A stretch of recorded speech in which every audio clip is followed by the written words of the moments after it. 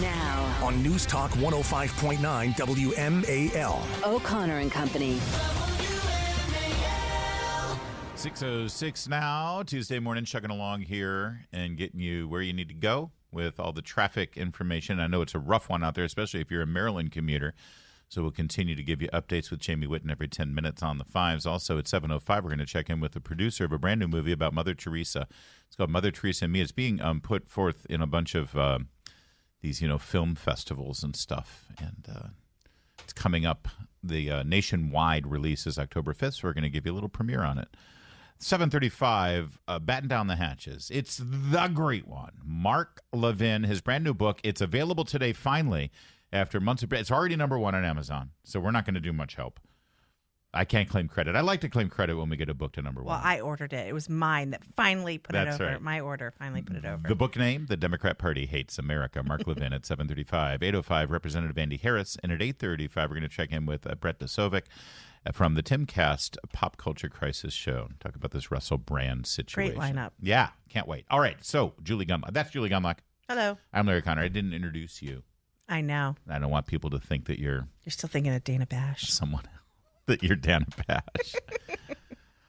Okay, we got some more stuff about the border here that you need to see and know about. The Biden administration's border disaster has been absolutely horrific, and even the mayor of New York, Eric Adams, you saw last week. Destroying the city. Yeah, it's destroying our city. New York will never be the same because of the xenophobia. I mean, someone needs to remind Eric Adams what the poem says on the Statue of Liberty, right? Where the hell is Jim Acosta with all of this? Right. And what's funny is, and I keep repeating this because you need to have these facts at your disposal so you can push back on the liberal in your office who says, yeah, well, all that stuff in New York, it's Greg Abbott's fault.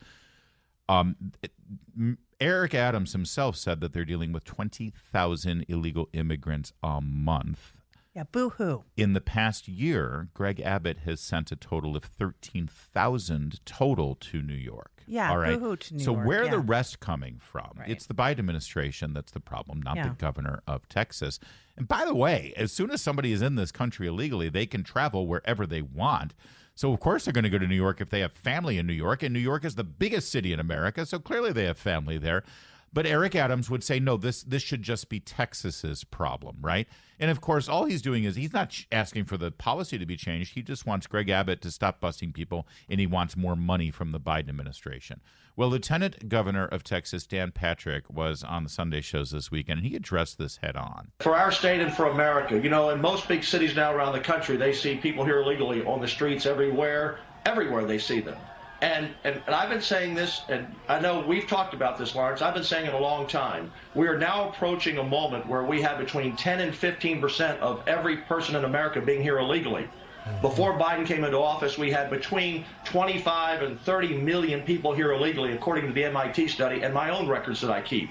And under Joe Biden, we've had 2 million apprehensions every year in a 4-year term. That's 8 million. Another million plus gotaways we see and we can't catch. That's 9 million. And by the way, we don't apprehend everyone. As you know, Lawrence, you're a Texan. So if we apprehended 8 million, let's say a one-on-one, there's another 8 million that got in.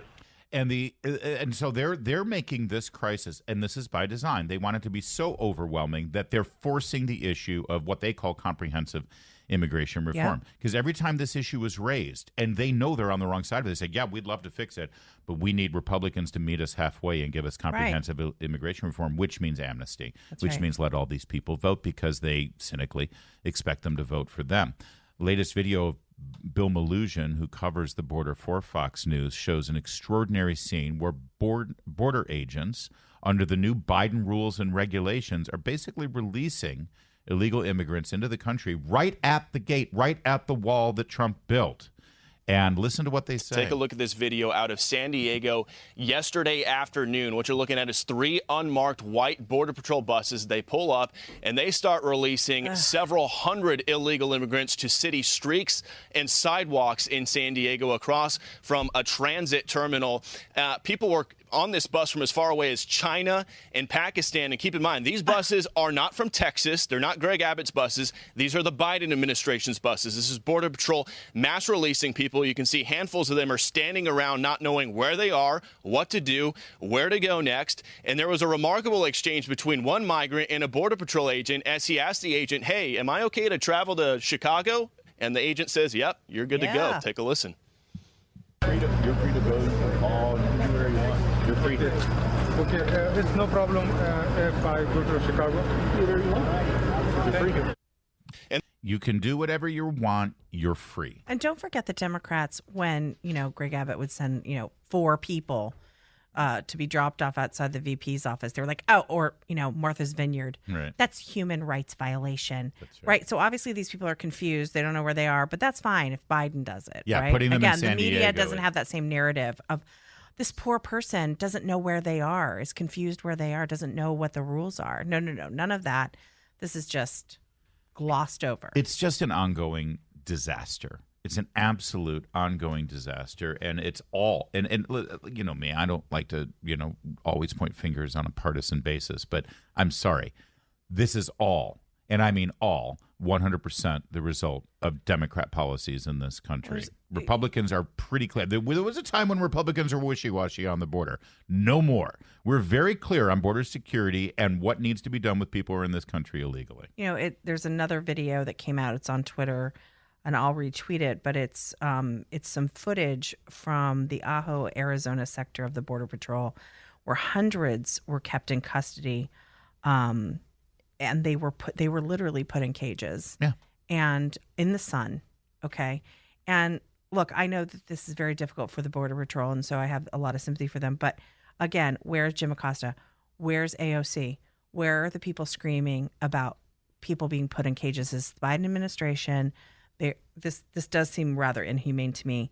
But again, silence from the media. Whereas during the Trump administration, and frankly, during the Trump administration, they were using photos from the Obama administration. Yeah. But everybody was changing their. I remember all the women in my Deep Blue City were changing their avatars to "Don't separate families, no kids in cages." Right. Now, total silence. Just so you know, because I remember at the time, and I did a deep dive into this policy of so-called kids in cages. It was implemented in the Obama administration. Yes. And by the way, it was a good policy implemented in the Obama administration. Why were kids in cages? Because they were dragged across the border by people who claimed to be family members, but there was no documentation proving they were family members. And we know that these children are being exploited. Don't get me wrong. I'm not being critical. No, I know you're not. I know you're not. I'm just saying the double standard. I just want everybody to understand that when children are separated, it's to protect them. Yes. It's to protect them from being raped and exploited and sold and prostituted. That's why kids were in cages. And for all of the liberals and Democrats who wrung their hands about it and screamed, don't separate families or what have you, basically they want to implement a policy that allows those children to be exploited. Well, and this is why when you don't separate kids and you don't make sure that they are with their family members, that's why we have 84,000 kids missing that came over the border, and we have no Biden administration lost track of them. But at Where least do you there's think no those cages. kids are? But at least there's no cages. Yeah, right. But now you've got 84,000 missing children. All right. So that's all that. Now, I just made a point that Republicans are pretty strong on this issue, and we're pretty coherent now in terms of border security and all those things. Now things get a little messy because the Daily Wire has done an investigative report on what appears to be a huge housing development in Texas, and it's specifically geared toward illegal immigrants who have crossed the border and gotten into the state of Texas. It's a huge real estate development with huge money being passed back and forth. And the person who is responsible for this appears to have close ties to Greg Abbott, the governor of Texas. And I'm not saying that Greg Abbott is responsible for this, but he needs to look at who his big supporters are and who his funders are. We're going to give you the details of this, and they are extraordinary. Great reporting by Daily Wire and Luke Rosiak. And Spencer Lindquist, who was the man on the ground there. We'll give you those details in a moment. First, at 6:15. WMAL. Making sense of the news. Live from the Home Paramount Pest Control Studios. Home Paramount, the leader in pest control since 1939. News is brought to you by New Look Home Design. On the next Vince Colonnade show, an $80 million jet has gone missing. Will CNN rehire Don Lemon to help find it? Join us 3 to 6 p.m. here on WMAL. Mayor Eric Adams is very upset about, what was it, $20,000 a month he claims in the city of New York, and it's ruining the city. He says no more. We got to send them to tents. We got to send them to other places. Texas has been dealing with that almost on a daily basis. It's been insane. And, of course, yes, Texas has a little more space, but you still have this bulk of humanity. What are you supposed to do with them? Spencer Lindquist is an investigative field reporter for the Daily Wire, and they looked into a community known as Colony Ridge. It sprawls across 60. What a lovely sounding nice name. Colony Ridge. 60 square miles outside of Houston, about 40 miles outside of Houston. It's about the size of Washington, D.C. Much of Colony Ridge, as you look at these videos, you'll see it's a shanty town. They parcel out little spaces for people to live out of their cars or SUVs or maybe a trailer home. Foreign flags outnumber American ones, to be sure. It's also not only a hotbed for illegal aliens, but also it has become a hub of a drug cartel activity. Colony Ridge goes by Teranos Houston on Instagram, where marketing materials are entirely in Spanish. Spencer points out on X.com a post where they tell buyers to own land in the Estados Unidos and reach out on WhatsApp, an app tailored for international communications. Okay. Larry, I don't quite understand. So is this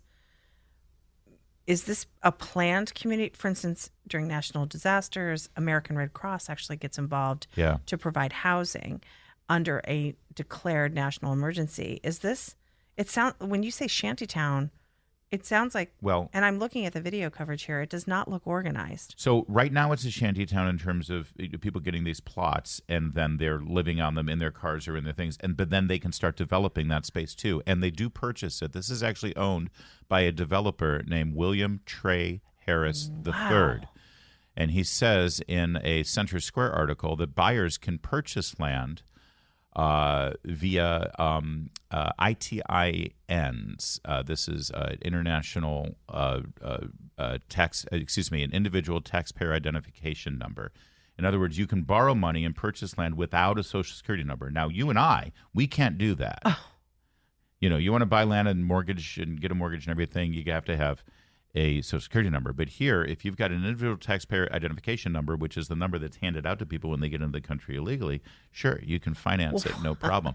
Pro-illegal alien groups like the Soros-funded National Immigration Law Center boast that the ITINs are a powerful tool for illegal immigrants who want a mortgage and to be able to better integrate into society. In other words, they can get a job, they can buy a home, they can pay a mortgage, and stay here on an illegal basis. Now, according to Spencer Lindquist's reporting, the area is also said to be a strategic hub for the Gulf and Sinaloa cartels, 400 miles north of the border, with law enforcement telling Todd Bensman, who is with the Center for Immigration Studies, that both of those drug cartels were early investors in this real estate development. So this guy, and by the way, this guy, Trey Harris, has given $1.4 million to Governor Greg Abbott's campaign. His wife gave another $100,000. He's also given locally to the representative who represents that district where Colony Ridge is located. Governor Abbott should speak to this immediately and find out why this is allowed to happen and why this is allowed to happen under his watch. Because if he's genuine about trying to keep illegal immigration at bay and keep then it, don't create a town for them. Don't create this and foster this culture right there in the state of Texas. Great reporting by Daily Wire on that. 621. Los Angeles is being ruined by policies of the Democrat Party. Maybe that's why Mark Levin wrote his book that we'll be talking about 1 hour from now with the author, Democrat Party Hates America, because there's no rhyme or reason behind these policies that have degraded the major cities in this country. One of them has to do with criminal vagrants, what they like to call our unhoused neighbors. Yes. That's the new language. Because homeless is demeaning. You know, homeless was generous. Unhoused. Yeah. No, they're criminal vagrants. They're breaking the laws. There are reasons for those laws, not just to protect Western civilization, but also to protect those individuals and stop encouraging them living on the streets with drug addictions and mental health problems. And there are plenty of homeless shelters and other safety nets available to them. But no, you're not allowed to use those shelters if they're run by religious organizations or if those private organizations demand that in exchange for a clean bed in a safe place to live, you actually get clean, you get off drugs, you get off alcohol. In California, you're not allowed to demand that. And so that's why people continue to fester on the streets. Now, the politicians there, like Karen Bass, the mayor of Los Angeles, she's just confiscated empty hotel rooms and given them to these people. Jennifer Garner, the actress, Jennifer Garner, she supported Karen Bass, and she was caught via a paparazzi camera, I think with TMZ, in Santa Monica, handing out goodie bags to homeless people. And at one point, she goes to the photographer and asks to buy his shoes because this homeless person needs shoes. What size feet do you have? What happened? What size feet do you have? What do you mean? What size feet do you have? Can I buy your shoes for him? Oh, what kind of, what is it? He needs a shoe. Yeah, but what kind of shoe? What size? 10 and a half. Oh, I'm 11. You want me to give it to Yeah, him? I can give it to him. Can I, Don't worry can I about buy it. a shoe for you? Now, You know what would be better? Is if she didn't support Karen Bass. right. It actually support a politician with policies that would actually keep this person from being shoeless and homeless, living on the streets.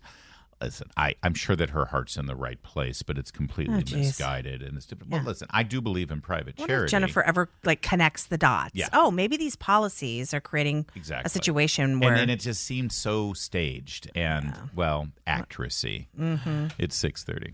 WMAL-FM Woodbridge, Washington, a Cumulus media station. Making sense of the news. News Talk 105.9. New Whalen. Now. On News Talk 105.9 WMAL. O'Connor and Company. It is 6:37 here as we keep rolling along here. Tuesday morning, the 19th day of September. It's like it was September 1st, a minute ago. I know.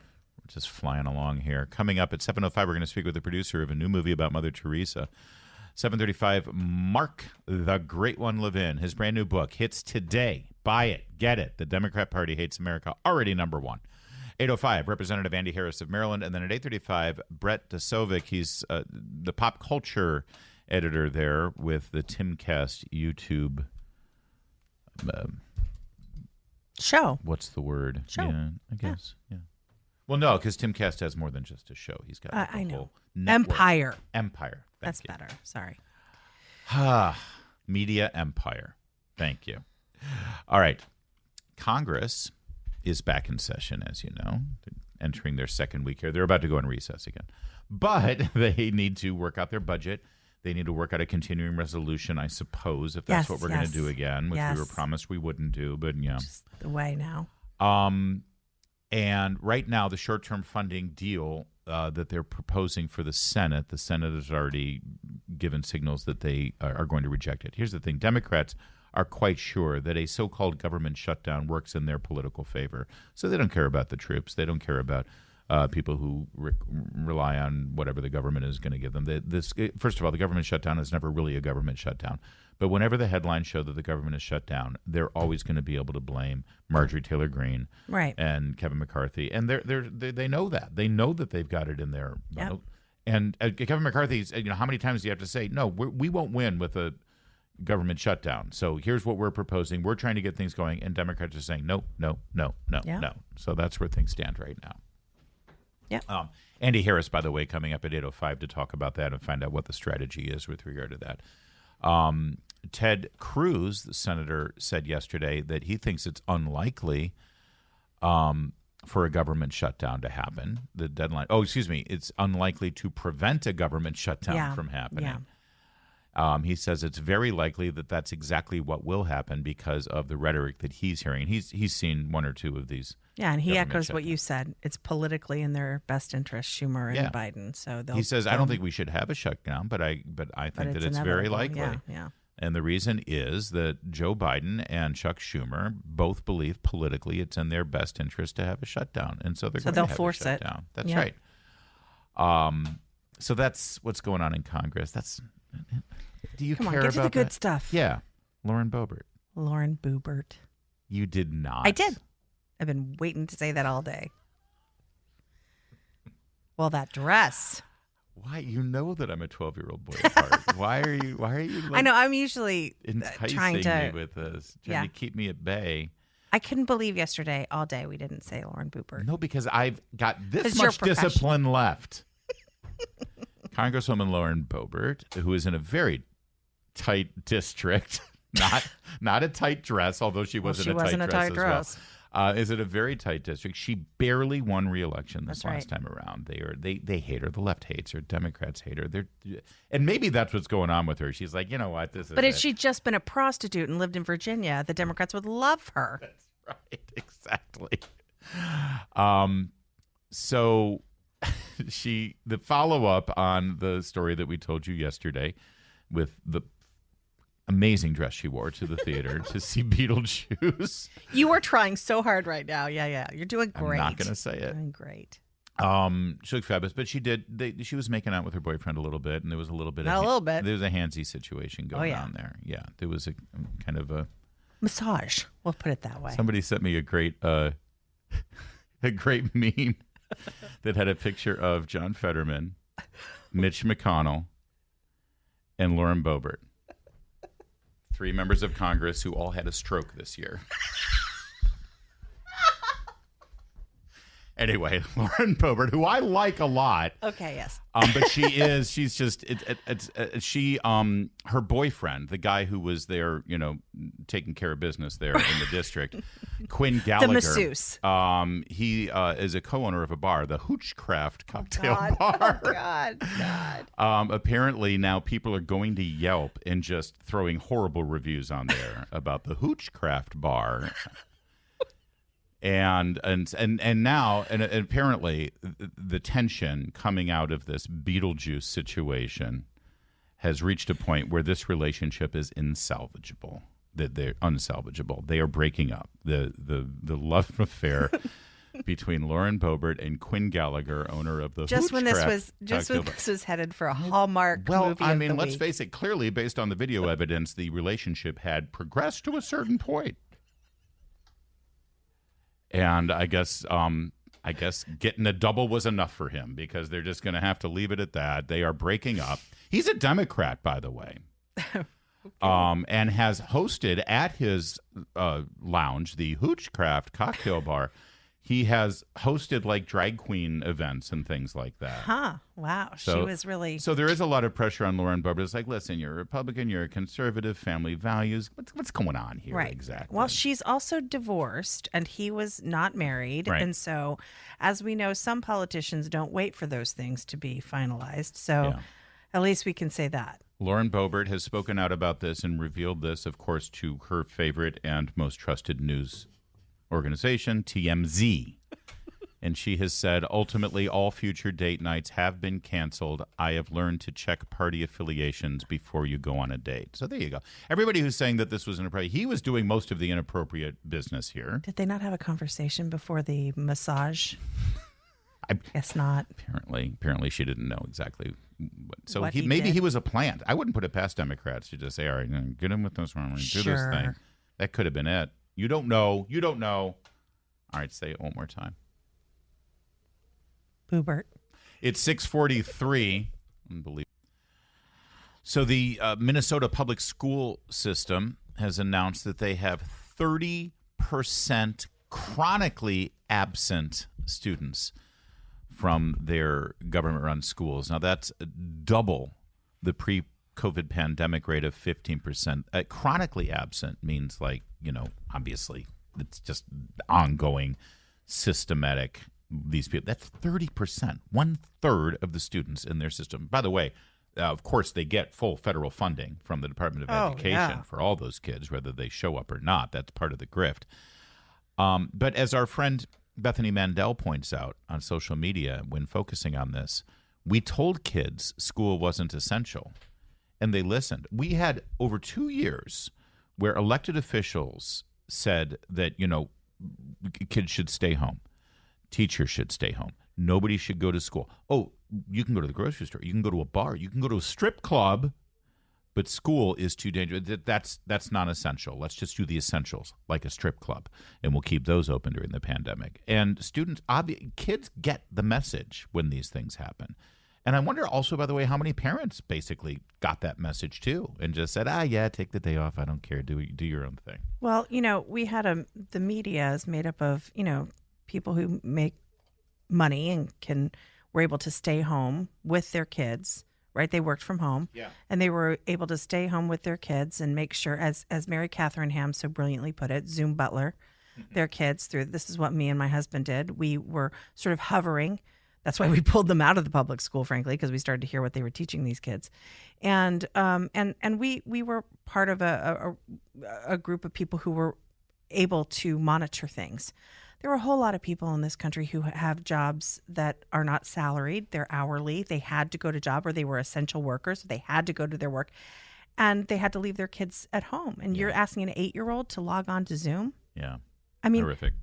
And you're absolutely right about the income disparity here, because the exact same people who were screaming before pandemic, during pandemic, and now screaming after pandemic that equity, Yeah. and we have to do things to lower our standards. If they had believed in equity, they would have opened those schools. That's right, because the numbers in Minnesota are stark when you look at the inner city children versus. Listen, Minnesota is a very diverse state.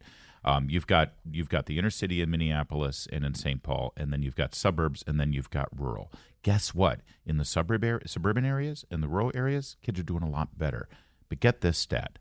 In lower income Minnesota schools and in Minneapolis, fewer than, are you ready, 25% of students attend school regularly. Wow. In lower income school areas of Minnesota, only 1 in 4 students attend school on a regular basis. This is a absolute catastrophe, and we all know who's to blame. It's 6:52. Making sense of your world. Talk radio is where I get all of my information. News Talk 105.9 WMAL. Making sense of the news.